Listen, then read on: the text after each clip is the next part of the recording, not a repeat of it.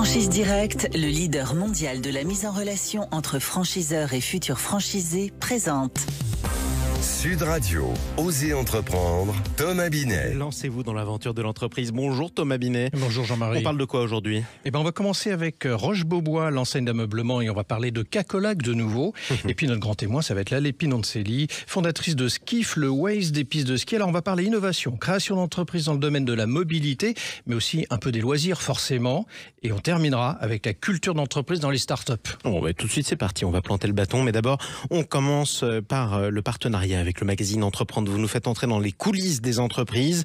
Les indiscrets d'entreprendre qui reviennent cette semaine sur la saga de la semaine. On va du côté de Roche-Beaubois. C'est l'indémodable marque du French art de vivre. Oui, par les temps qui courent, Jean-Marie, c'est bien de parler d'une enseigne qui fonctionne et ça va forcément nous faire du bien parce que cette enseigne de l'ameublement est positionnée haut de gamme. Elle a été créée en 1960 par les familles Roche et Chouchan qui vont importer le style scandinave à Paris et le succès sera très vite au rendez-vous. Alors ils vont par la suite enrichir leur catalogue avec des produits haut de gamme italiens et vont partir à la conquête du monde en ouvrant au Canada, aux États-Unis, en Chine et en Europe. Ces ouvertures vont leur permettre de faire plus de la moitié de leur chiffre d'affaires à l'étranger.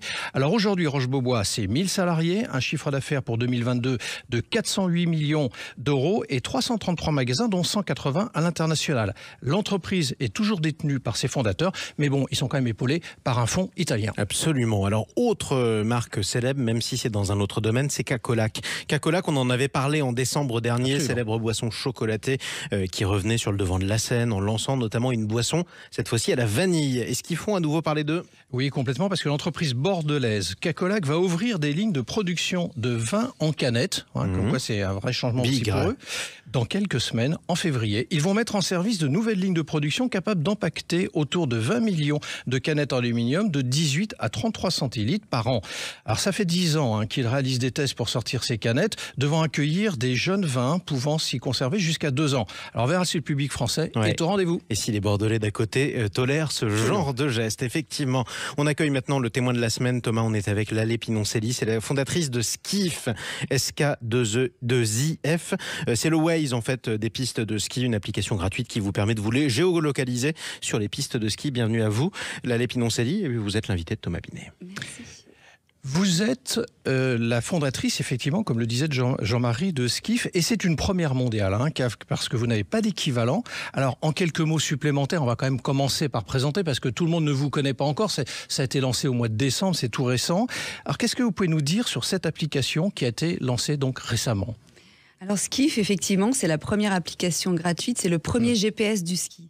En fait, Skiff vous permet de vous repérer grâce à une carte digitale qu'on a travaillée depuis 2 ans sur une très jolie carte digitale, intuitive et facile à utiliser. On a récupéré tous les codes que l'on connaît des GPS, c'est-à-dire quand vous ouvrez la carte, vous avez la barre de recherche « Où allez-vous » Vous pouvez rentrer chez vous en un clic parce que vous pouvez paramétrer ce qu'on appelle notre ski room, c'est votre front de neige de départ. Donc, ce qui vous permet d'aller dans les domaines et de pouvoir découvrir toutes les pistes de ski sans la crainte de se perdre, puisqu'en un clic, vous rentrez chez vous. Et on a créé surtout un algorithme d'itinéraire, c'est-à-dire que vraiment vous allez d'un point A à un point B et vous savez le temps que vous allez mettre pour aller de ce point A à ce point B. Vous avez l'audio, donc on vous explique quelle piste prendre par une oreillette. Dans 200 mètres, prenez la piste rouge à droite, puis prenez telle remontée. Donc ça vous guide totalement.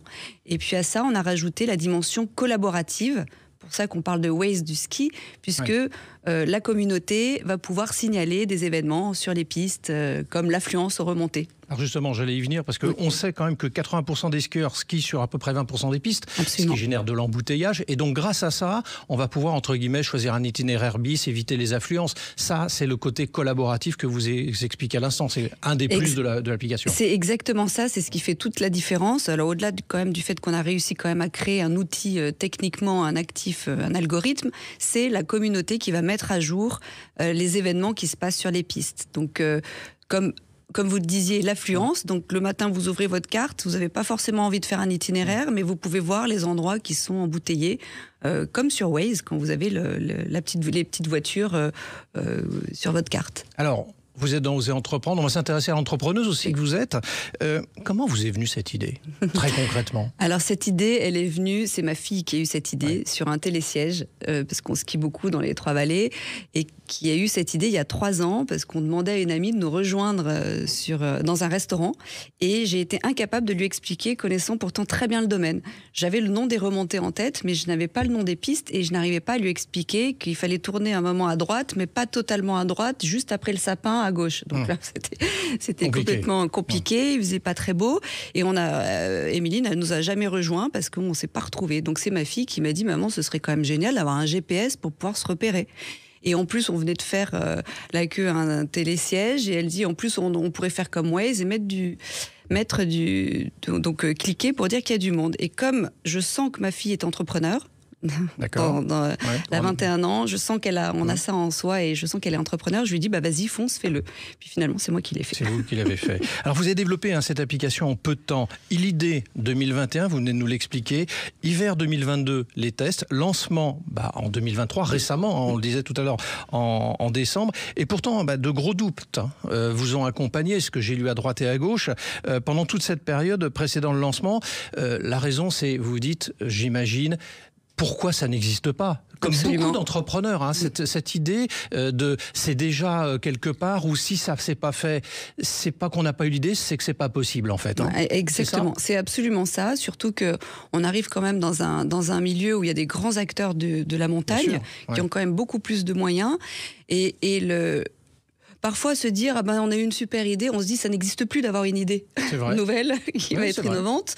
Et là, c'est vrai que ça a été un petit peu ces doutes, mais après, je pense que tous les entrepreneurs doutent tous les jours. Et c'est le travail qui lève les doutes. C'est le travail qui lève les doutes, c'est les rencontres, c'est l'équipe autour, les personnes qui nous accompagnent. Et j'ai encore des doutes tous les jours. Je continue. Vous avez levé combien pour pouvoir lancer ça? On a levé près d'1 million d'euros au printemps. Est-ce que c'est suffisant avec le recul? Alors, c'est suffisant pour l'étape qui était la vôtre. Pour la première étape, c'est large, c'est suffisant. Donc là, après, c'est des stratégies qui ont changé. Donc là, je peux vous annoncer en scoop que nous serons présents dès le 10 février dans tous les plus grands domaines de France qui accueillent plus de 80 à 90% des skieurs. Ça va tomber pile poil pour les vacances. Ça va tomber pile poil pour les vacances. Et ça, c'est typiquement un truc d'entrepreneur, de changer de stratégie. Donc, on avait les moyens, évidemment, de développer dans le plus grand domaine qui est les Trois-Vallées, faire de la com, et puis améliorer l'appli, rajouter des fonctionnalités pour l'année prochaine, être partout et aussi à l'international. Et puis en fait, étant donné le succès qu'il y a eu et les demandes qu'on a eues depuis le 15 décembre, les gens étaient déçus de ne pas trouver dans leur propre station. On a dit, on va changer de stratégie. Donc on a suffisamment d'argent pour développer dans tous ces domaines-là français. Donc on change cette stratégie, donc ça c'est pareil. Alors on voit que votre modèle économique, c'est la gratuité de l'application pour l'utilisateur. Oui. Ça a été une des raisons, c'était lever tous les freins pour que ce soit gratuit et facile, pas de création de compte, etc. pour les utilisateurs. Comme vous utilisez. Alors vous gagnez votre argent comment? Alors pour l'instant, on gagne notre argent, mais on compte notre business model. En fait, c'est vraiment les stations et les marques.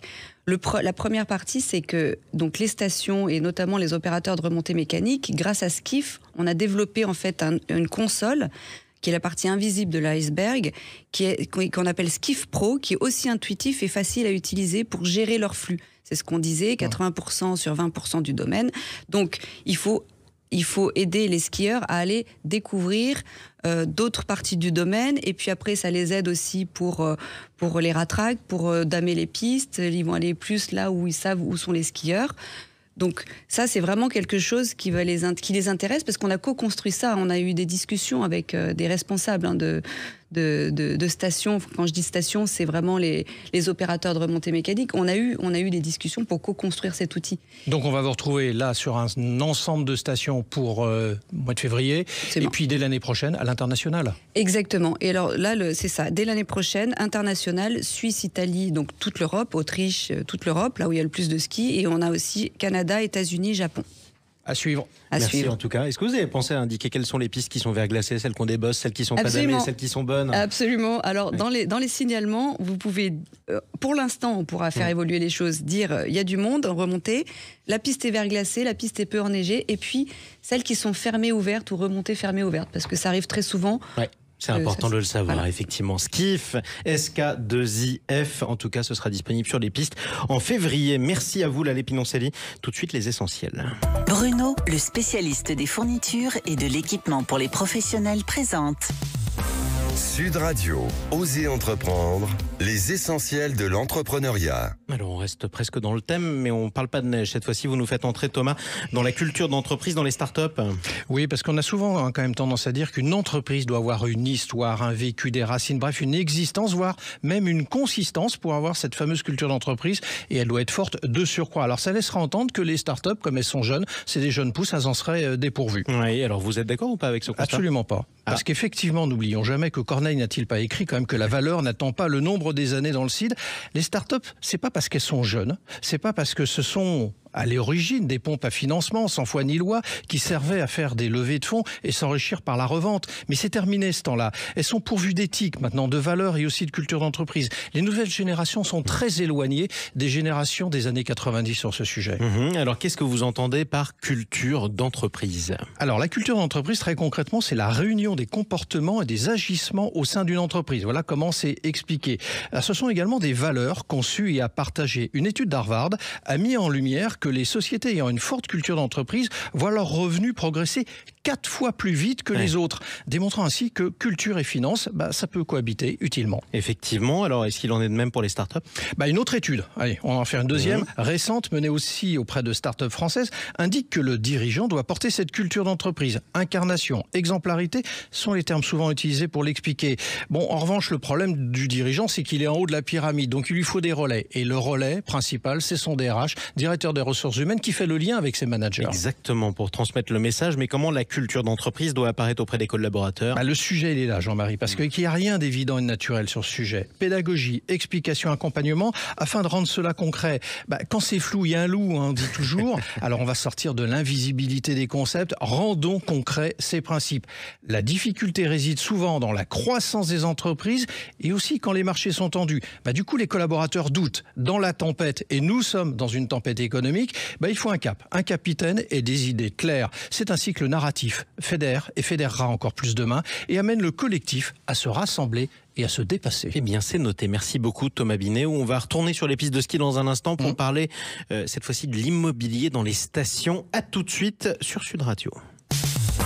Sud Radio, Osez entreprendre, Thomas Binet. Avec Franchise Direct, le leader mondial de la mise en relation entre franchiseurs et futurs franchisés.